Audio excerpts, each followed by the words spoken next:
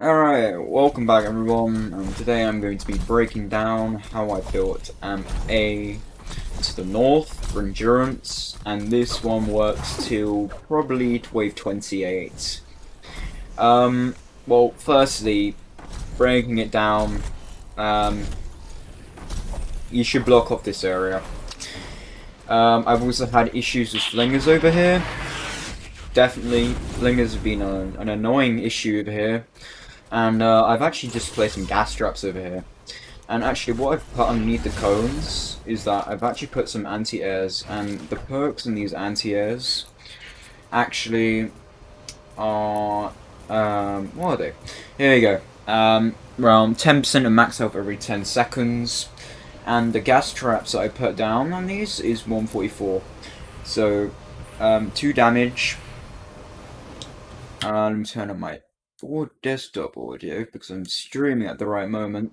So damage, crit damage, and 30% critical rating and 30% effect duration. What this is going to do is that it's going to be able to kill any husks just smashing down. Meanwhile, these anti-airs are going to be healing the structure, so they won't be able to do much. And turn this on. And so, yep, they won't be able to break through here. And just as a reinforcement from the back, where you're going to get some few husky husks breaking down through over here. So just recommend putting some wall spikes. I placed some 144, I think I placed some, yeah, I placed some more anti-airs with the same over here. And then for the walls, I've used 144 increased building health. And on the back of these, I believe I've used the wall spikes of healing. Yeah, so I've used the attached walling heal spikes of 4.8% by max out every 10 seconds to block all the husks going up here. Alright, and again, moving up, I also like to use triangles like this because what it does is that if you build it like this, the husks are just going to smash this and they can go from either side. And when you do this, the husks they can't funnel to these areas and break these walls down. So basically, it adds another layer of protection. I like to do these like this with single walls. Never actually put these walls separate without any walls, because what they can do is that they'll funnel through here and go for the weakest path. When you put these walls in together, what this will do is that on that it will make the husks pathing change, and that they won't go for the objective right down there, and gives more protection against flingers and lobbers and other trash. Especially nurse husks and lobbers like to go smashing over here. Alright, moving on. I've gone with more wall spikes over here, healable wall spikes, with just blue rolls because I'm never going to need to upgrade them because I never use them, honestly. So double critical rating and double crit damage on them. Also, I've left a nice gap over here for the meteor over here to land. I've manipulated it. If you wanna learn about meteor manipulating, you should check up on YouTube how to do it. Some guy does go through it in explanation, and if you want me to make a video about that, I can go on about a video about that. Also at the back, I've just gone with building health at the back of my wall spikes, I think. Yeah, I've gone with these. Where are they? I can craft them somewhere. No, yeah. Wait, is that them? Yeah. So here it is. 10% more increased building health. I've just used these in the back. There we go. Just gonna land. And there we go. Now, furthermore over here, I placed more defenses over here, more healable wall spikes, but this time I've gone with the building health in the front, because these do more crit.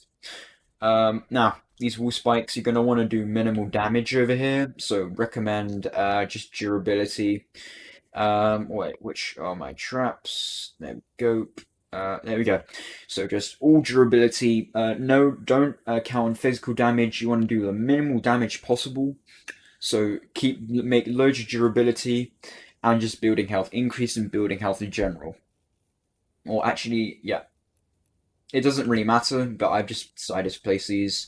These are kind of pointless in a way. I might get rid of these. Again, another wall launcher. For this wall launchers, I've gone for these wall launchers with 3 knockback and impact. And 2 durability, and reload. Why? Because you're going to get lots of husky husks walking up here, and the purpose of this build is that what's going to happen is that all these husks are going to go down here, and they're going to get knocked away.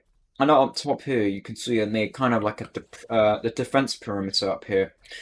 With the same anti-airs perks before, the healing, double healing element, so they won't be breaking on these.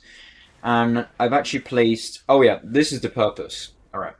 So I placed healable wall spikes on top of here to stop the husks breaking through. There we go, I placed these ones. Attached to building, max every 10 seconds. Stop them from breaking these areas off. And then I placed 144 wall spikes to any zombies that break through, or husks, I say. I've put the 144s with double crit and 2 critical rating. And now, what the purpose is that all these wall launches are going to be knocking these husks back. They're going to be walking up here. And they're going to be stuck in a rotation forever.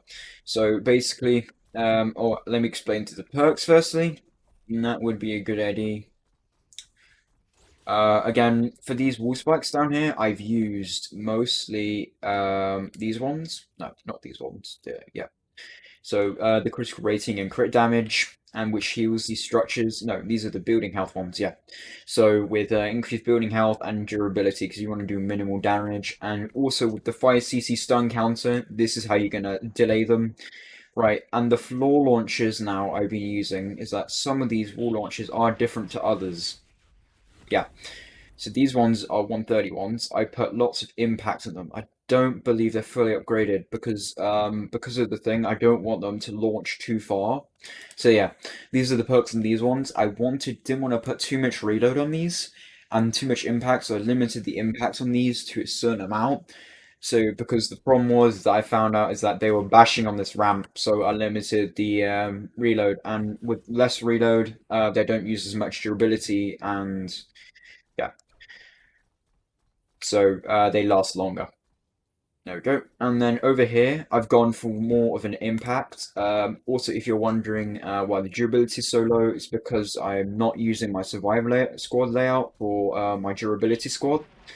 So survivors, but these usually have at least 110 durability, so they should be fine. So over here, I've actually gone for more, so mostly durability trap over here with more reload speed.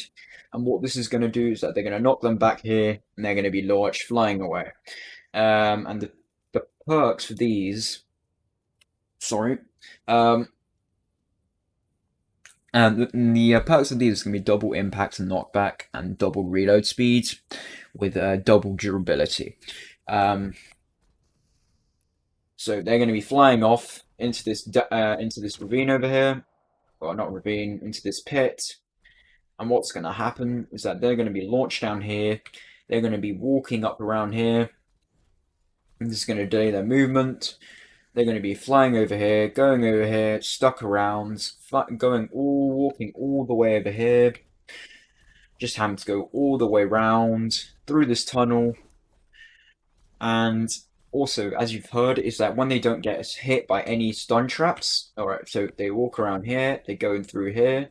Well, oh, generally they get hit over here. I might have to tweak this area. I don't want them getting killed. That's another problem. I don't want them dying. Let me get rid of this. There we go. I want them going up here. Yeah, so that's some stretch saved off, cut off. So they're going to be walking up here, going up here. No, that's a smash bridge, wrong hump. So they're going to be going up here and continuously just flying down these wall launchers, and that's it. Just going around in a loop forever.